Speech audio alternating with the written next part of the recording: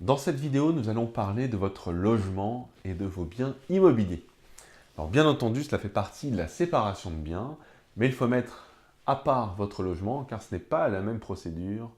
Décider à qui revient la casserole et à qui revient le logement, votre maison, votre appartement. La question du logement, elle est réglementée et il n'y a pas à proprement parler de stratégie ou de hack pour tirer votre épingle du jeu d'une manière ou d'une autre. Mais il y a deux cas de figure à prendre en compte. Donc, le premier, c'est si vous êtes en location, et le deuxième cas de figure, c'est si vous êtes propriétaire.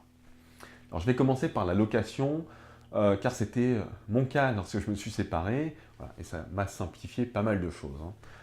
Cependant, je pensais pouvoir garder mon appartement, car j'avais un salaire plus élevé que mon ex-femme, et je pensais que, voilà, à l'époque, elle ne pourrait pas le conserver.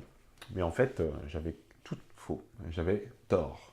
Voilà, si vous partagez une location, sachez juste que même si votre ex a des revenus moindres que les vôtres, il y a de fortes chances que le juge aux affaires familiales lui permette de conserver la jouissance du logement. Dans votre calcul, vous devez prendre en compte le rôle important que sont les aides de la CAF, et plus précisément les APL, les aides au logement. Voilà. Nous payions à l'époque un loyer aux alentours de 900 € pour un appartement de type logement social qu'on a eu neuf et qui faisait 85 mètres carrés. Voilà. Mon ex-femme ne travaillant pas, je pensais qu'elle ne pourrait pas garder ce logement. Mais en fait, avec les APL, le loyer est passé à 300 ou 350 € par mois, ce qui devient tout de suite beaucoup plus abordable et avantageux pour elle. Donc cumulé avec les aides de la CAF, à la pension alimentaire, elle s'est retrouvée dans la même position financière que moi et sans travailler. Donc si vous avez un faible revenu, contactez directement la CAF pour faire les simulations d'aide, les APL, les allocations diverses, pour vous donner une bonne idée de la manière dont vous pouvez vous projeter par rapport à votre logement et par rapport à votre ex. Une fois ces éléments en tête, vous devez réfléchir sur votre avenir dans ce logement, mais aussi à l'avenir de votre ex et de vos enfants. Donc est-ce qu'elle a les moyens d'aller habiter ailleurs? Si oui, peut-elle prendre un logement dans le secteur ou est-ce que c'est trop onéreux pour elle? Est-ce qu'elle va être obligée de s'éloigner? C'est des sujets, des questions importantes, car si vous voulez vous donner une chance, par exemple, de mettre en place une résidence alternée, il faut considérer ce point avec la plus grande attention. Si vous vous battez pour le logement, ce n'est pas non plus un bon signal envoyé au juge des affaires familiales. Si vous gardez le logement et que votre ex part à 1 heure de voiture, vous ne pourrez pas emmener les enfants le matin à l'école, etc. Donc voyez un peu plus loin que le bout de votre nez et posez-vous ces questions. Alors, deuxième cas de figure, maintenant si vous êtes propriétaire, votre premier réflexe doit être de contacter votre notaire et faire le point sur les parts de chacun par rapport à votre logement. Donc prenez rendez-vous et allez poser toutes les questions. C'est très réglementé, vous ne pouvez pas faire n'importe quoi. Ensuite, vous devez déterminer si vous êtes en capacité financière, par exemple, de racheter la part de crédit de votre épouse. Voilà. Et si vous souhaitez vraiment le faire. Voilà, j'attire votre attention sur un point important.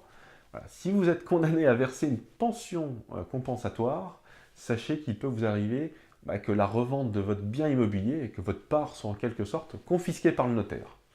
De sorte que le montant de votre part soit séquestré donc, par le notaire et qu'on ampute la totalité de la somme due au titre de l'indemnité compensatoire de votre part de la revente du bien. Alors je vous donne un exemple, ce sera plus simple. Vous vendez une maison d'une valeur de 200 000 € et vous avez 50% de part chacun. Donc vous vous attendez à récupérer 100 000 €. Sauf que vous devez également verser une indemnité compensatoire à votre ex de 70 000 €.